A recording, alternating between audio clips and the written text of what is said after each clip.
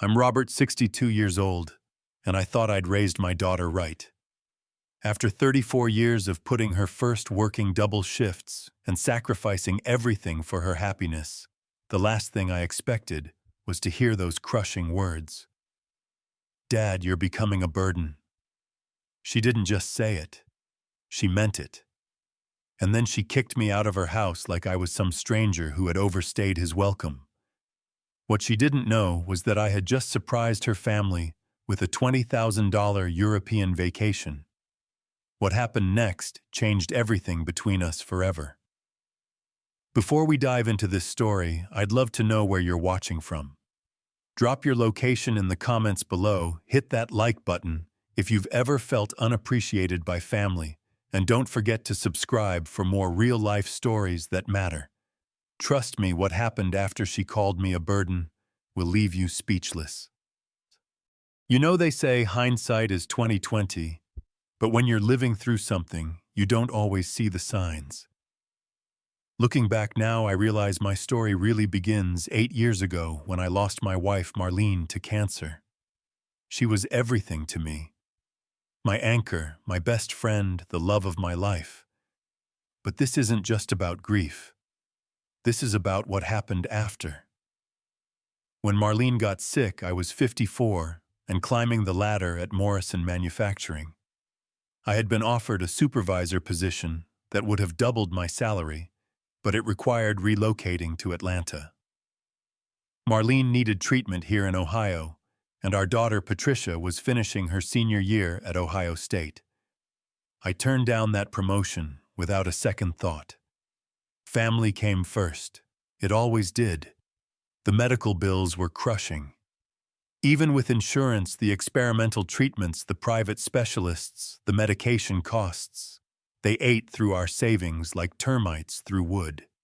I picked up weekend shifts, worked overtime whenever it was available, and sold my 1967 Mustang that I had been restoring for 15 years. That car was my pride and joy, but Patricia needed her tuition paid, and we needed money for Marlene's care. I'll never forget the day I had to choose between attending my own father's funeral and staying to work a double shift. The overtime pay meant I could cover Patricia's spring semester fees. I chose work. I chose my daughter's future over saying goodbye to the man who raised me.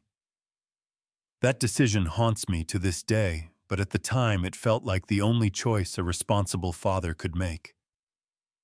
After Marlene passed, something inside me just kept pushing forward. Patricia had graduated and was building her real estate career. She had married Marcus, this successful businessman who owned a chain of sporting goods stores. They seemed happy, and they were talking about starting a family. I was proud of her, proud that despite everything we had been through, she was thriving.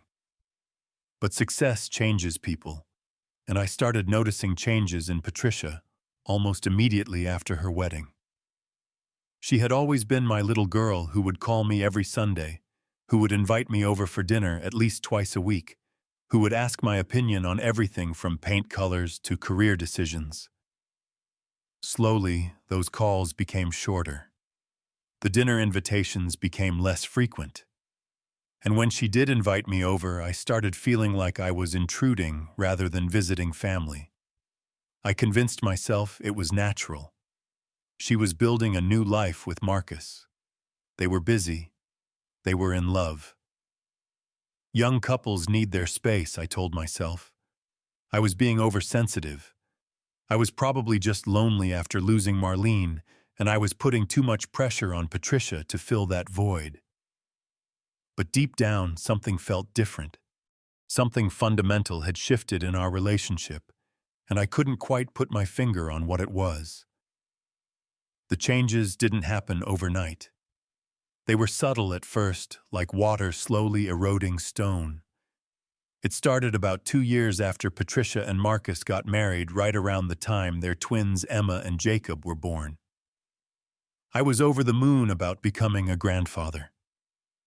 I had visions of teaching them to fish, helping with homework, being the kind of grandfather that kids run to when they need someone who understands them. But Marcus had other ideas about what kind of grandfather I should be. He never said it directly, but his comments were always there, hovering just beneath the surface of politeness. When I offered to babysit so Patricia could rest, he would say things like, "Thanks, but we prefer to keep the kids on a structured schedule with professional childcare."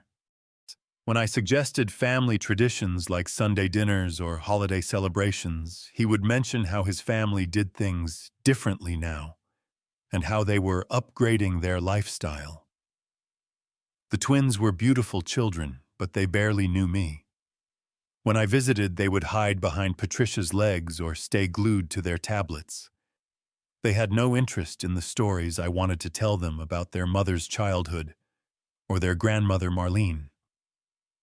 I tried bringing them gifts, books, toys that didn't require batteries or screens, but Marcus would always redirect them toward their educational activities or enrichment programs.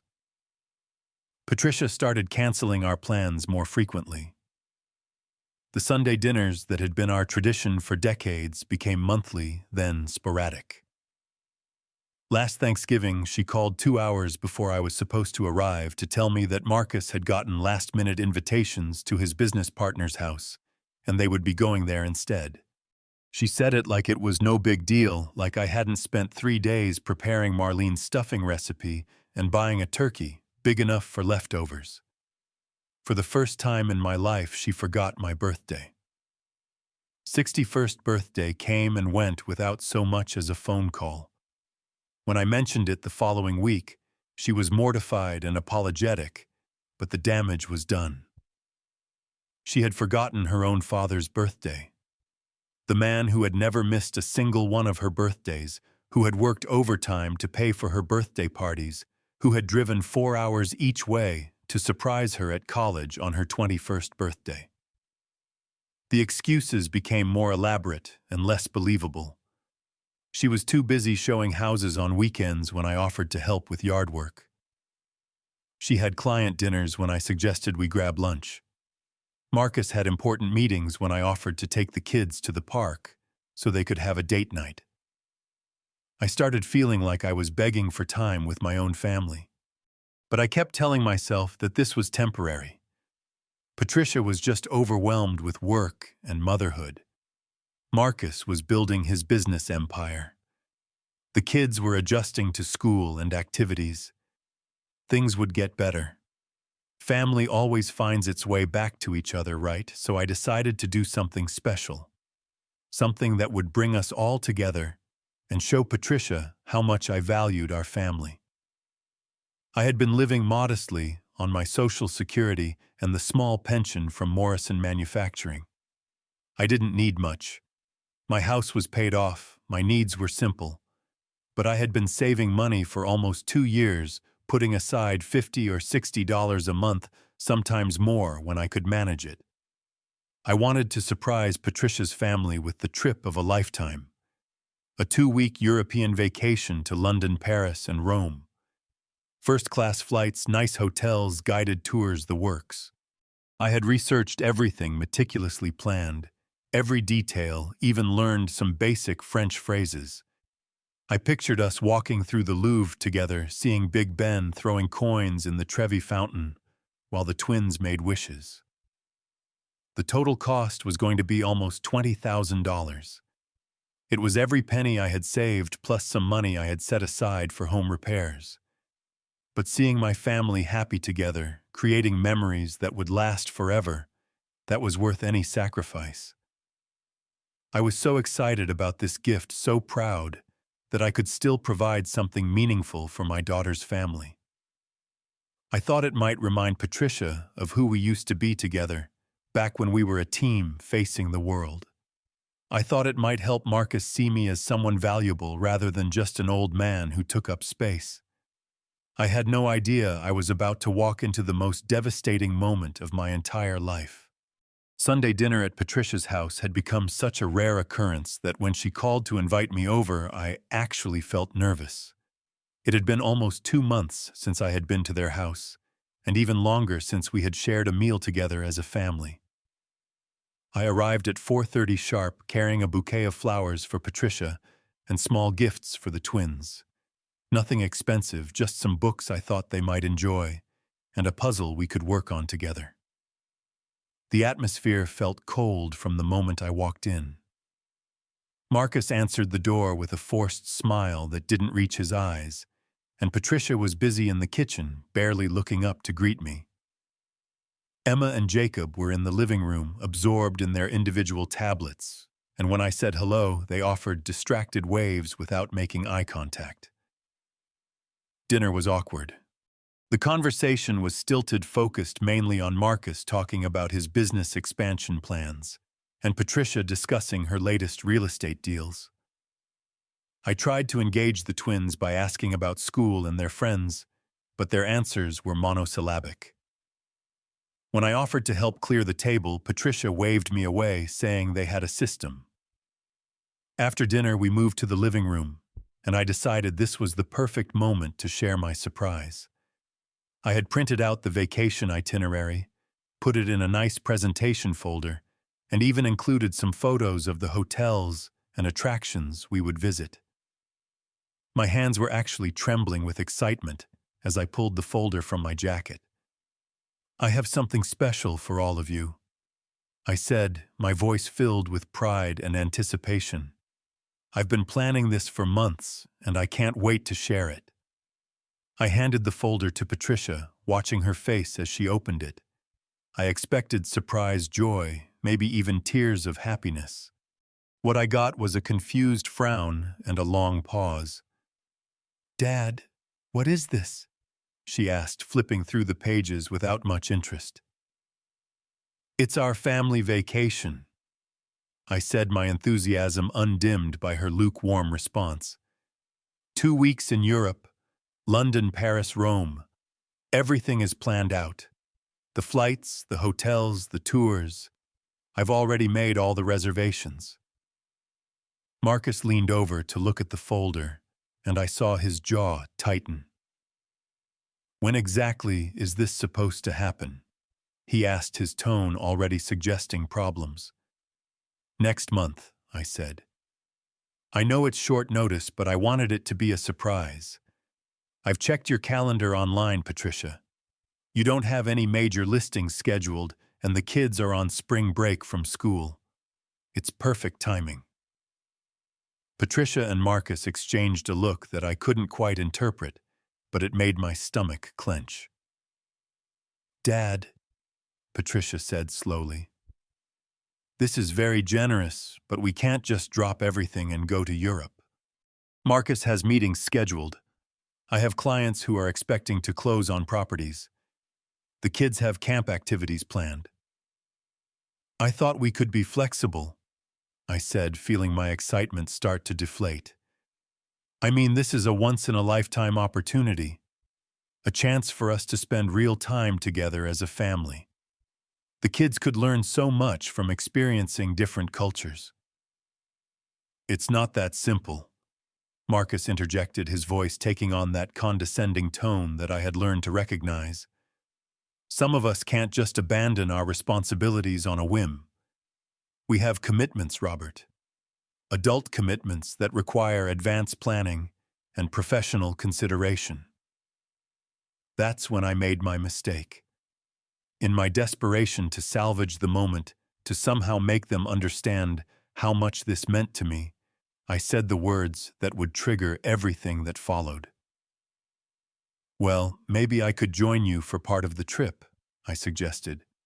"I know you're busy, but it would mean the world to me to share some of this experience with you and the grandkids." The silence that followed was deafening. Marcus actually snorted a sound of derision that he didn't even try to hide. "Join us," he said. "Robert, this is supposed to be our family vacation. We don't need a third wheel tagging along monitoring everything we do." "Marcus," Patricia said quietly, but she didn't sound like she was disagreeing with him. She sounded like she was warning him to be more tactful. "What?" Marcus continued, his voice getting louder. "I'm just being honest. The man needs to learn some boundaries. We can't have him always trying to insert himself into every aspect of our lives. That's when Patricia snapped. The daughter I had raised, the little girl I had rocked to sleep and helped with homework, and walked down the aisle, looked me directly in the eye and said the words that shattered my heart. "Dad, you're becoming a burden." The room went completely silent. Even the twins looked up from their tablets. I felt like I had been physically struck. The air left my lungs, and for a moment I couldn't speak, couldn't think, couldn't process what I had just heard. "Excuse me," I managed to whisper. "You heard her," Marcus said, standing up now, his voice full of authority and dismissal. "Patricia is trying to be nice about it, but someone needs to tell you the truth. We need space to live our lives. We need privacy. We need to make decisions without worrying about hurting your feelings or managing your expectations." Patricia stood up too, and I could see tears in her eyes, but her voice was steady and cold. "Dad, maybe it's time you figured out how to be alone. Marlene has been gone for 8 years. You can't keep depending on me to fill that void. It's not fair to me, and it's not fair to my family." I stood up slowly, feeling like an old man for the first time in my life. My legs were unsteady, my vision was blurred, and my heart was pounding so hard I thought I might be having a heart attack. I looked at my daughter. This woman I had sacrificed everything for, and I didn't recognize her. "Patricia," I said, my voice barely audible, "I never asked you to fill any void. I just wanted to spend time with my family. I wanted to be part of your lives." "Well, this is how we live our lives," Marcus said, moving toward the front door, in a gesture that was clearly meant to escort me out. "And frankly, Robert, your constant need for attention and inclusion is becoming exhausting for all of us." Patricia walked me to the door without saying another word. As I stood on the porch, still holding the vacation folder that had been handed back to me, she looked at me with something I had never seen in her eyes before. Pity. "Maybe this will teach you some boundaries, old man," Marcus called from the doorway, before shutting the door firmly behind me. I sat in my car for 20 minutes before I was steady enough to drive home. The vacation folder lay on the passenger seat next to me, mocking me with its cheerful photos and carefully planned itineraries. All I could hear was Patricia's voice saying those devastating words over and over again. "Dad, you're becoming a burden." I didn't sleep for 3 days after that dinner.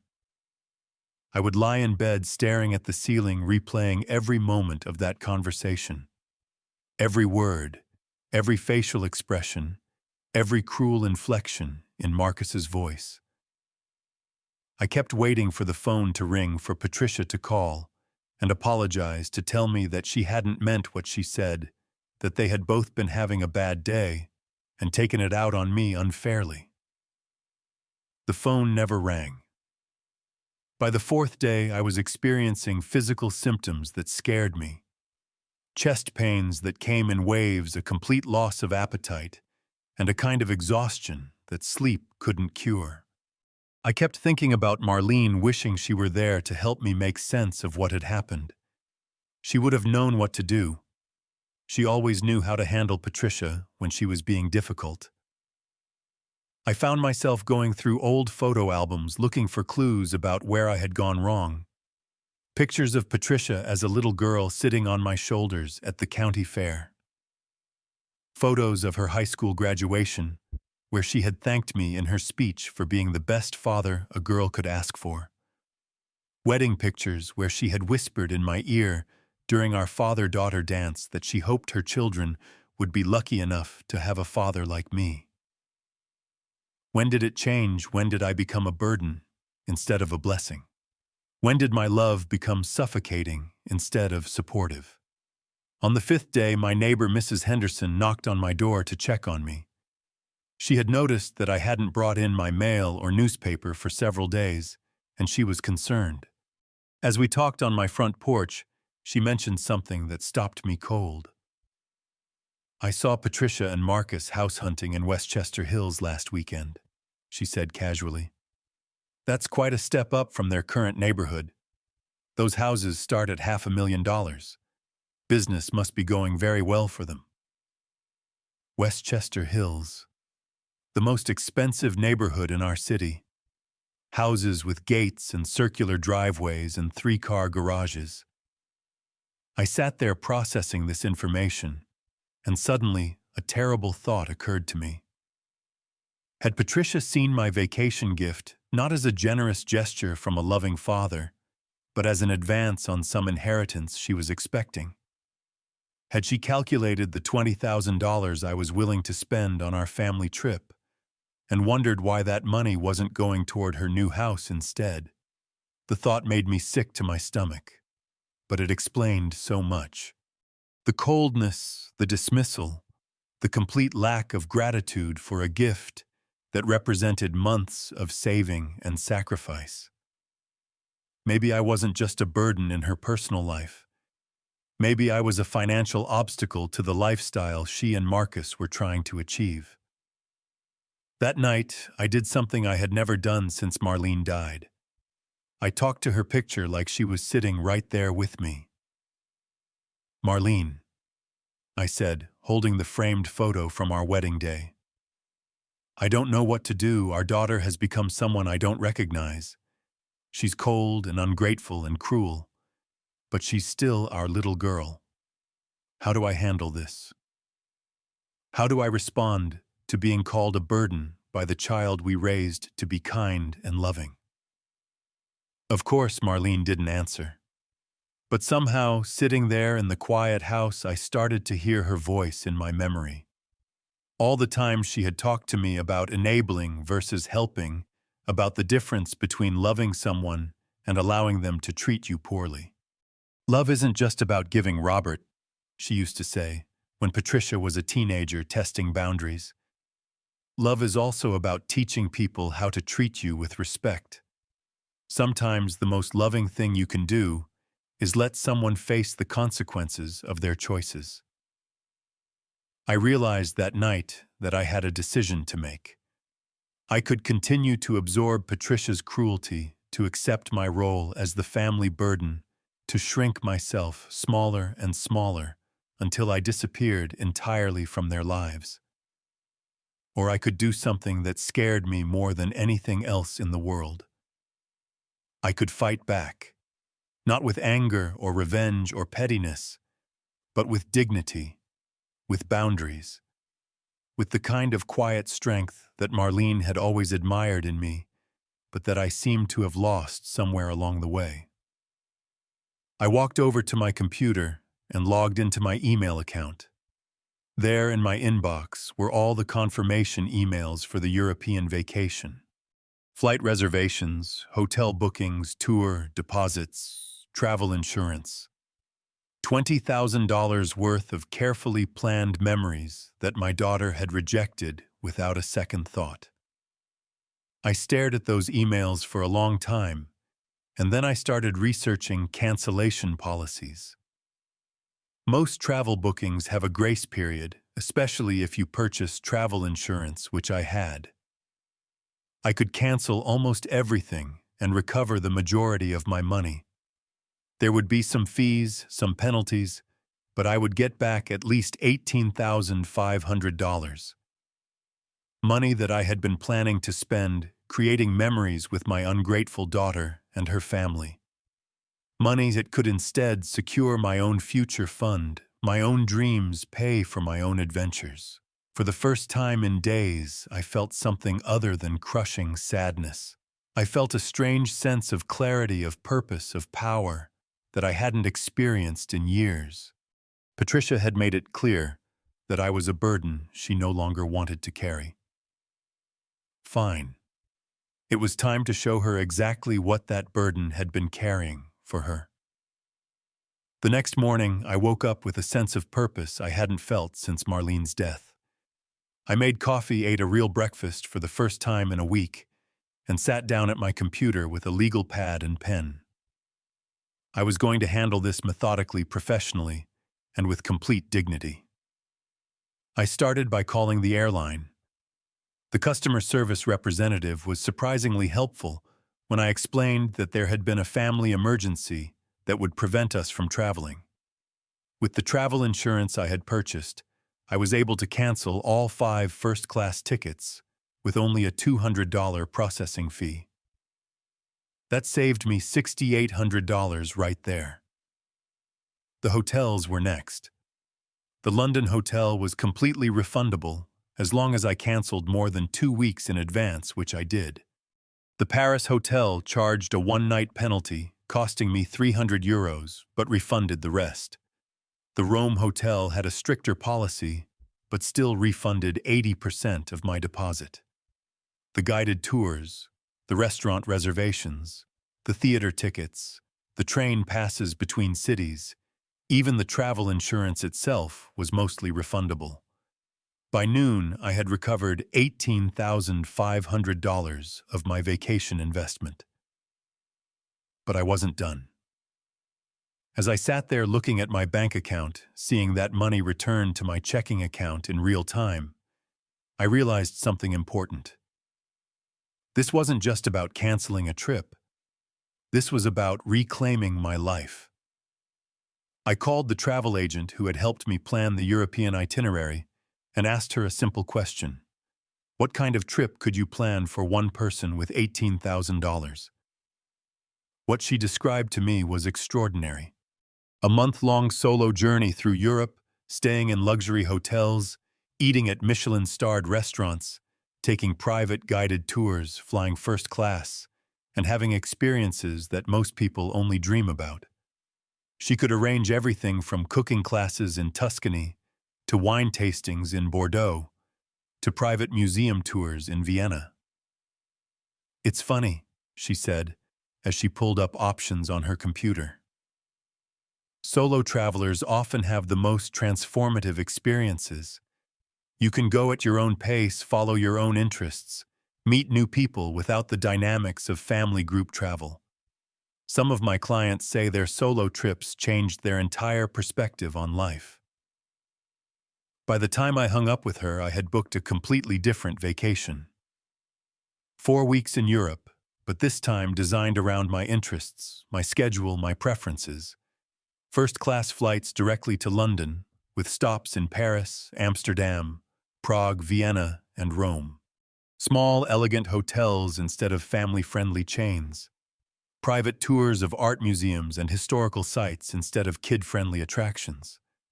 The total cost was actually less than what I had originally planned for the family trip, which left me with money to upgrade my wardrobe, buy some quality luggage, and even set aside a small emergency fund for unexpected adventures. But before I could fully enjoy the prospect of my solo European adventure, I had one more task to complete. Patricia deserved to understand exactly what had happened and why. I spent the rest of the afternoon writing a letter. Not an angry letter, not a spiteful letter, but a clear and dignified explanation of my decisions. I wrote several drafts, editing out any trace of bitterness or hurt feelings. This wasn't about making Patricia feel guilty. This was about setting boundaries and maintaining my self-respect. The final letter was 2 pages long and said everything I needed to say without saying anything I might later regret. I explained that I had heard her clearly when she said I was a burden and that she needed space. I told her that I was respecting her wishes by stepping back from my involvement in her life. I informed her about the cancellation of the vacation and my decision to take the trip alone instead. Most importantly, I outlined the changes that would be taking effect immediately. I would no longer offer financial assistance for major purchases or emergencies. I would no longer make unscheduled visits or phone calls. I would no longer extend invitations for family gatherings or holidays unless specifically asked. I was giving her exactly what she had requested: space to live her life without the burden of managing my expectations or accommodating my needs. I ended the letter by telling her that I loved her, and always would, but that love had to be mutual respect to be healthy. I wished her and Marcus and the twins all the happiness in the world, and I let her know that when she was ready to rebuild our relationship on terms of mutual respect, I would be open to that conversation. I drove to Patricia's house that evening when I knew they would be out at Marcus's business dinner. I slipped the letter through their mail slot and drove home feeling lighter than I had in months. The hard part was over. Now came the waiting. Patricia called me at 6:30 the next morning. I was awake having coffee and reading the newspaper when the phone rang. I let it ring 4 times before answering, and when I heard her voice, I could tell she was furious. "Dad, what the hell is this letter supposed to mean?" she demanded without even saying hello. "Good morning, Patricia," I said calmly. "I assume you're referring to my explanation of recent events. Which part would you like me to clarify?" "You canceled our vacation," she said, her voice rising to a pitch I hadn't heard since she was a teenager. "You actually canceled a $20,000 family vacation out of spite. I canceled a vacation that you made it very clear you didn't want," I replied, keeping my voice steady and calm. "You said the timing was inconvenient, that you had commitments, and that my presence would be unwelcome. I simply listened to what you told me and acted accordingly." "That's not what I meant, and you know it," she said, but I could hear the uncertainty creeping into her voice. "We could have worked something out.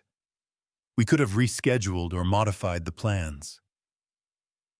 "Patricia," I said, setting down my coffee cup, "you called me a burden. Your husband said I needed to learn boundaries, and that my presence in your lives was exhausting. Those weren't words spoken in anger about vacation timing. Those were words that came from someplace much deeper." There was a long pause, and then I heard Marcus's voice in the background, telling Patricia to give him the phone. When he came on the line, his tone was aggressive and threatening. "Listen, old man," he said, "I don't know what kind of manipulation game you think you're playing, but this little stunt of yours isn't going to work. You can't just throw a tantrum and expect us to come crawling back." "Marcus," I said, and my voice had a quality I hadn't heard from myself in years. It was the voice I had used when I was supervising younger workers at the plant, the voice of a man who had earned respect through decades of hard work and integrity. "I'm not playing any games. I'm simply treating you and Patricia exactly the way you've asked to be treated." "What's that supposed to mean?" he demanded. "It means I'm giving you the space you requested. I'm removing the burden of my presence from your lives. I'm no longer offering unsolicited help or involvement. Isn't that exactly what you wanted?" "You know damn well that's not what we meant," Marcus said, but his voice sounded less certain now. "Actually, I think it's exactly what you meant," I replied. "And I think you're both discovering that having me as a burden was more convenient than you realized." That's when I heard Patricia take the phone back from Marcus. When she spoke again, her voice was different, smaller, more vulnerable than it had been in years. "Daddy," she said, using a name she hadn't called me since she was a child. "I didn't mean for this to happen. I was just stressed and overwhelmed, and I said things I shouldn't have said." "Honey," I said gently, "being stressed doesn't excuse being cruel. And being overwhelmed doesn't justify treating someone who loves you like they're disposable."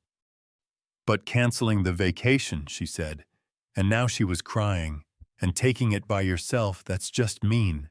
That's punishing us." "No, Patricia," I said firmly. "That's taking care of myself. That's recognizing that my life has value even when you don't see it. That's refusing to let your rejection define my worth." She hung up on me. Over the next few days, word of the canceled vacation began to spread through Patricia's social circle. I learned this from Mrs. Henderson, who had heard it from her daughter, who worked at the same real estate office as Patricia. Apparently, Patricia had been telling her colleagues and friends about the amazing European vacation her generous father was taking the whole family on. She had posted subtle hints about it on social media, mentioning exciting travel plans and sharing articles about the best restaurants in Paris. Now she had to explain to everyone why the trip was off. And since she couldn't very well tell people that she had called her father a burden and kicked him out of her house, she had to come up with alternative explanations that made her look increasingly foolish. Meanwhile, Marcus was discovering that their own finances weren't quite as flexible as he had assumed. The European vacation had been completely funded by my savings, which meant that if they wanted to take the twins somewhere special for spring break, they would have to pay for it themselves. Given their mortgage application for the Westchester Hills house, taking on additional debt for a luxury vacation wasn't financially wise. I learned from Mrs. Henderson that Emma and Jacob had been asking their parents why Grandpa wasn't coming to visit anymore. Children noticed these things, and apparently they had been looking forward to seeing me more than Patricia had realized. A week after our phone conversation, Patricia showed up at my house unannounced. I saw her car in the driveway and took a moment to prepare myself before answering the door. She looked terrible. Her eyes were red and swollen, her hair was disheveled, and she was wearing sweatpants and an old t-shirt, which was completely unlike her usually polished appearance. "Dad," she said, as soon as I opened the door, "we need to talk." "Of course," I said, stepping aside to let her in. "Would you like some coffee?" She nodded and followed me to the kitchen, where she sat at the same table where she had done her homework as a child. I poured 2 cups of coffee and sat across from her, waiting for her to speak first. "I've been thinking about what you said," she began, "about mutual respect and boundaries and all of that. And I think maybe you're right about some things." I waited for her to continue. "Marcus thinks you're being manipulative," she said, looking down at her coffee cup. "But I know you're not. You've never been manipulative. You've always been direct and honest, sometimes too honest." "And what do you think?" I asked. She was quiet for a long moment, and when she looked up at me, her eyes were filled with tears. "I think I've been a terrible daughter. I think I've been taking you for granted for so long that I forgot you were a person with feelings and needs and dignity. I think I started seeing you as just this fixture in my life that would always be there no matter how badly I treated you." It was the first genuine thing she had said to me in years, and I felt my heart soften slightly. But I also knew that acknowledgement without change was just another form of manipulation. "Patricia," I said carefully, "recognizing a problem is only the first step. The question is, what are you planning to do about it?" Patricia's breakdown in my kitchen was the beginning of a long and difficult conversation that lasted nearly 4 hours. She talked about the pressure she felt to live up to Marcus's expectations, about how his family's wealth and status made her feel like she had to constantly prove herself worthy of their acceptance. She admitted that she had started seeing me as a reminder of her more modest background, something that embarrassed her in front of Marcus's sophisticated friends and business associates. "I know how terrible that sounds," she said, wiping her eyes with a tissue. "I know how shallow and awful it makes me. But Marcus's world is so different from how we grew up. His parents have money and connections and this whole lifestyle that I was never part of. I felt like I had to choose between fitting in with them and staying connected to my old life." "And you chose them," I said simply. "I chose what I thought was success," she said. "I chose what I thought would make me happy and secure and respected. But Dad, I've been miserable for 2 years. I've been pretending to be someone I'm not, and I've been treating the people who actually love me like they're obstacles to my new identity. I listened to all of this with mixed feelings. Part of me was relieved to hear her acknowledge what had happened between us. Part of me was angry that it had taken losing a $20,000 vacation to motivate this level of self-reflection. And part of me was just tired. Tired of being treated poorly. Tired of making excuses for her behavior. Tired of accepting crumbs of affection from my own daughter. "Patricia," I said, when she had finished talking, "I appreciate you being honest with me about what's been going on. But understanding why you did something doesn't automatically excuse the damage it caused. You didn't just hurt my feelings. You fundamentally changed our relationship, and that's not something that can be fixed with one conversation." "I know," she said quietly. "I know I have to earn back your trust. I know I have to prove that I'm serious about changing. But Dad, please don't shut me out completely. Please give me a chance to show you that I can be better." I thought about this for a long time before responding.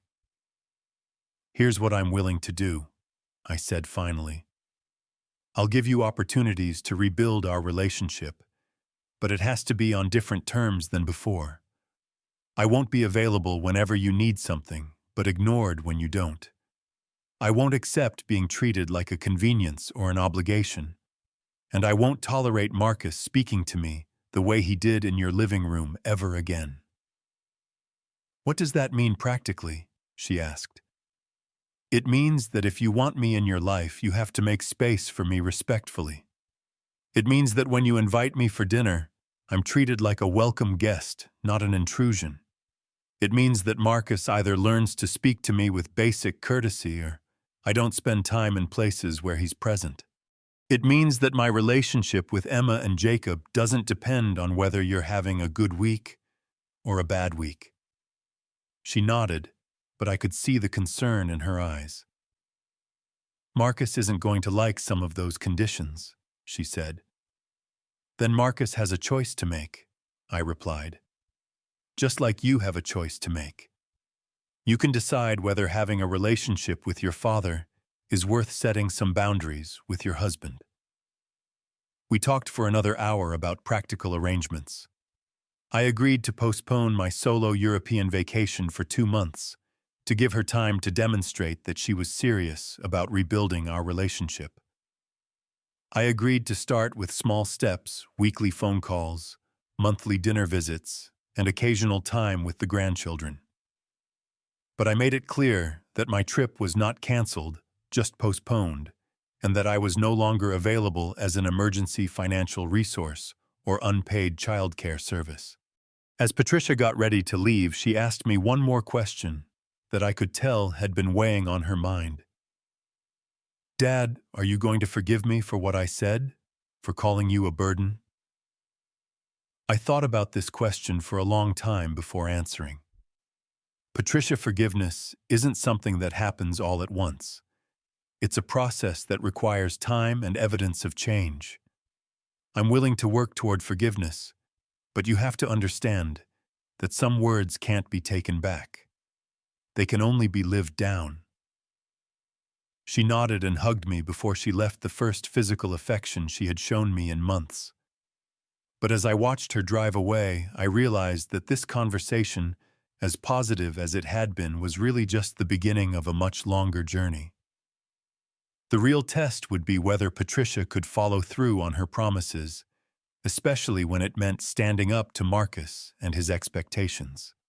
The real test would be whether she could treat me with consistent respect, not just when she felt guilty, but even when it was inconvenient or socially awkward.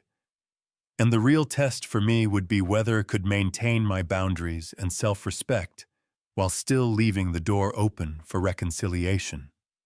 Over the next few weeks, Patricia made genuine efforts to rebuild our relationship. She called me every Sunday evening, and the conversations gradually became more natural and substantial. She invited me for dinner twice, and both times Marcus was polite, if not warm. The twins seemed genuinely happy to see me, which suggested that Patricia had talked to them about my absence in a way that didn't poison them against me. But the real breakthrough came when Patricia made a decision that surprised everyone, including Marcus. She withdrew their application for the house in Westchester Hills. I realized, she told me during one of our Sunday phone calls, that we were trying to buy a lifestyle that required us to pretend we were people we're not. That house would have meant a mortgage payment that stressed us constantly, a neighborhood where I felt like I had to perform for the neighbors, and a distance from the people who actually matter to us.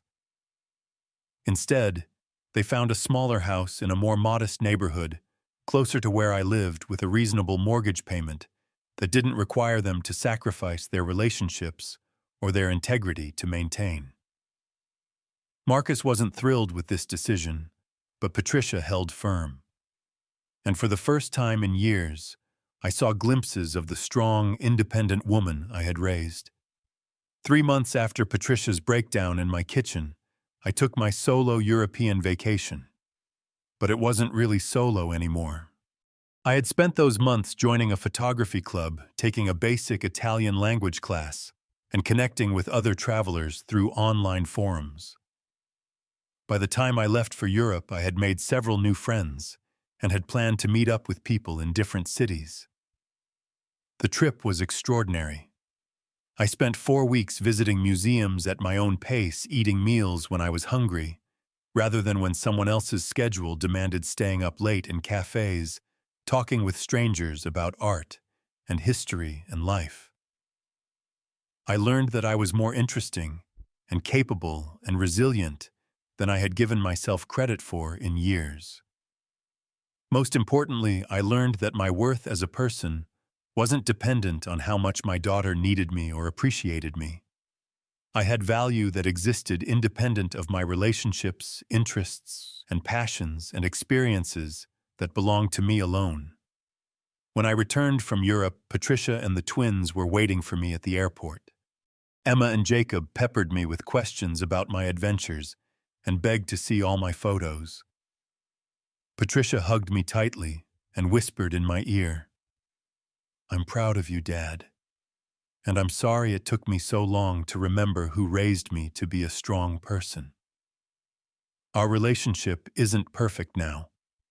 There are still moments when old patterns try to resurface, times when Marcus's influence creates tension, occasions when I have to remind Patricia and myself about the boundaries we've established.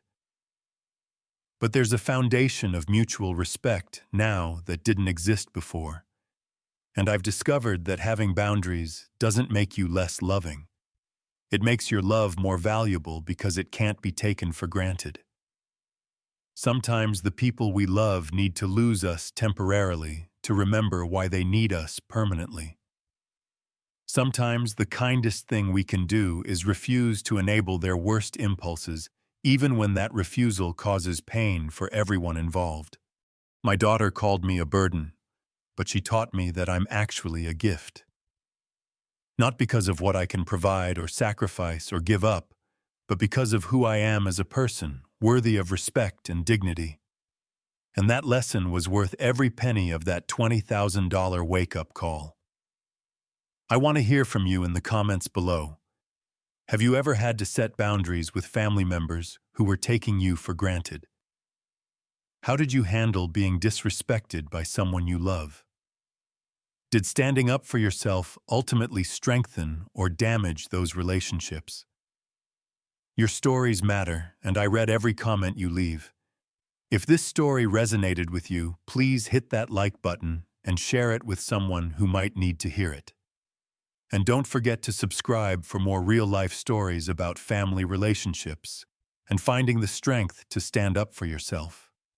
Remember, loving someone doesn't mean accepting their worst behavior. Sometimes the most loving thing you can do is teach people how to treat you with the respect you deserve. Thank you for listening to my story, and I hope it helps you find the courage to value yourself the way you deserve to be valued. Take care of yourselves and remember that you're worth fighting for, especially when the fight is with people who should already know your value.